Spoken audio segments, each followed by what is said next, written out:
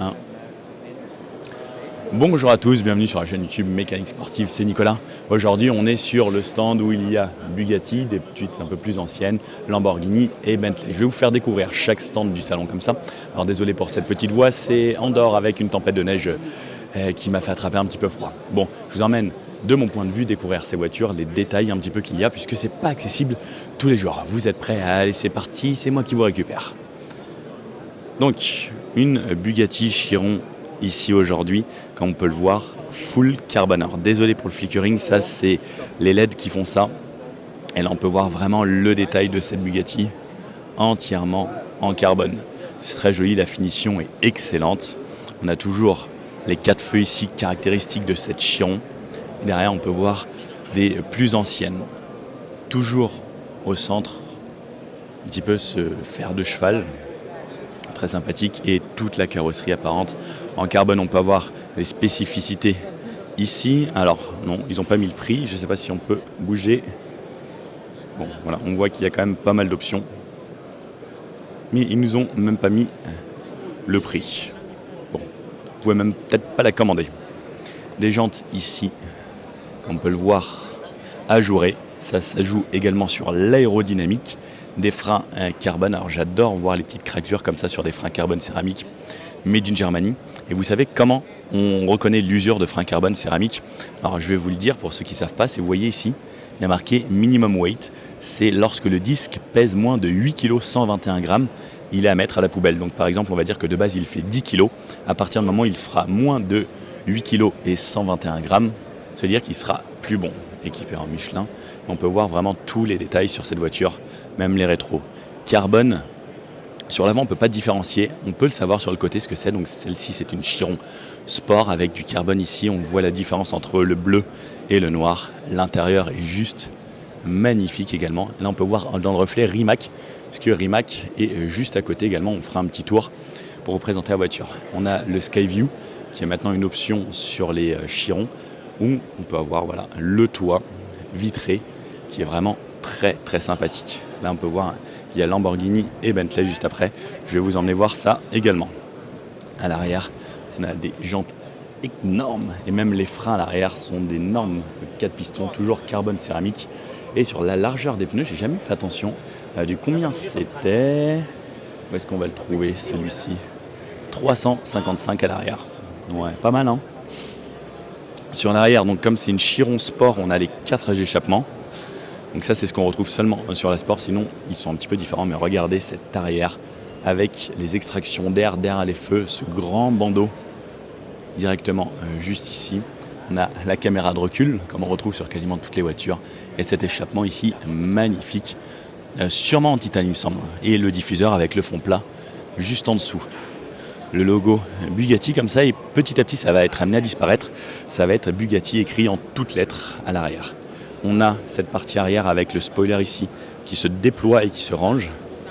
Vraiment très très sympathique. Toujours le moteur W16 qui fait 1500 chevaux sur cette version. Et on sait que maintenant ça peut passer jusqu'à 1600 selon les voitures.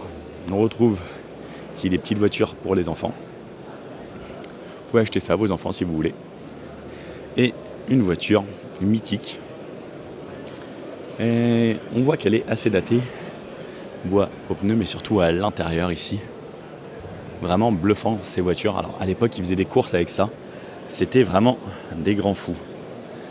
Et on peut voir donc le réservoir d'essence ici. Et donc la grille Bugatti ici à l'avant qui est reprise d'un pareil toujours sur les nouvelles voitures. C'est pour ça qu'on a ces calandres. Alors hop. Allez, on va passer à Lamborghini ici avec la nouvelle Huracan. Est-ce que vous la connaissez celle-ci? Alors désolé pour le flickering, j'essaye de modifier ça. Hop. Donc, ils ont fait en sorte de mettre... Alors hop, l'expo. Des feux à l'avant comme sur une voiture de rallye. Alors il y a Porsche qui a sorti une version Dakar et là Lamborghini s'est dit on ne peut pas laisser les autres faire que ça. Donc voiture rehaussée comme on peut le voir. Une lame à l'avant faite pour subir tous les sévices.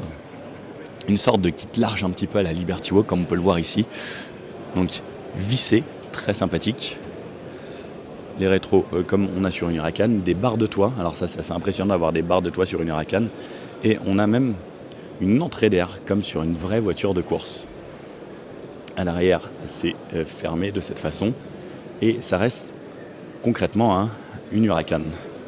Avec les deux pots à l'arrière, comme sur une Huracan Evo. Pareil, un diffuseur spécifique que l'on retrouvera ici. Des pneus beaucoup plus spécifiques aussi, parce qu'on n'a jamais vu des pneus comme ça sur une Lamborghini en temps normal. Des jantes, pareil, avec un nouveau design. Et surtout, donc, ces freins par Bridgestone. Le V10, toujours sous le capot ici, avec l'ordre d'allumage des cylindres. On peut voir ici. Bon, qu'est-ce que vous en pensez de cette Lamborghini? Plutôt sympa, non? Et là, on a une très très vieille, rien à voir, où il y avait le moteur à l'avant. Donc il me semble que ça c'était un moteur V12 qui se situait sous ce beau capot avant. Et on voit que les lignes ont quand même beaucoup évolué. C'était vraiment très très classe à l'époque. Et maintenant c'est devenu beaucoup plus viril. Regardez l'intérieur avec ce cuir. Enfin, les vitres sont tellement propres qu'on dirait qu'il n'y en a même pas.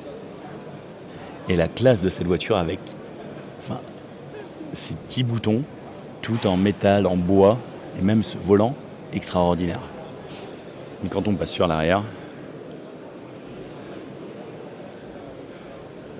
vraiment magnifique, très très belle édition. Et de ce côté-là, on arrive chez Bentley avec la nouvelle Flying Spur S qui existe en hybride maintenant. Il y a des versions hybrides rechargeables. Donc voilà l'arrière, cas d'échappement, du diffuseur carbone pour avoir quand même un petit peu de sportivité, tout comme le petit béquet ici. Et une voiture très très longue, des jantes gigantesques et vraiment on voit que c'est une Bentley. Regardez la longueur du joujou, c'est juste énorme. Bon, pour vous, laquelle choisir sur ce stand? La Bugatti au fond, la Lamborghini ou cette Bentley? Ou sinon vous avez celle-ci, ancienne Bentley de course, très sympathique aussi. Imaginez-vous qu'il y a des gens qui font des courses avec ça. Alors, waouh! Alors, ce que j'adore, c'est l'échappement. Regardez, qui part du moteur ici, qui était sûrement un V12, avec l'échappement qui remonte tout le long de la carrosserie et qui vient se finir là. Juste extraordinaire. Et on voit que le vert rappelle un petit peu la couleur de la nouvelle. Très sympathique. Le gros logo Bentley qui n'a pas vraiment changé depuis toutes ces années. Et l'intérieur ici, donc pareil, là on y mettait de l'essence et l'intérieur de cette voiture. Les petits pare-brises, juste vraiment histoire de ne pas se prendre trop de moustiques dans les yeux. C'était une belle époque. Bon allez, on passe à un prochain stand.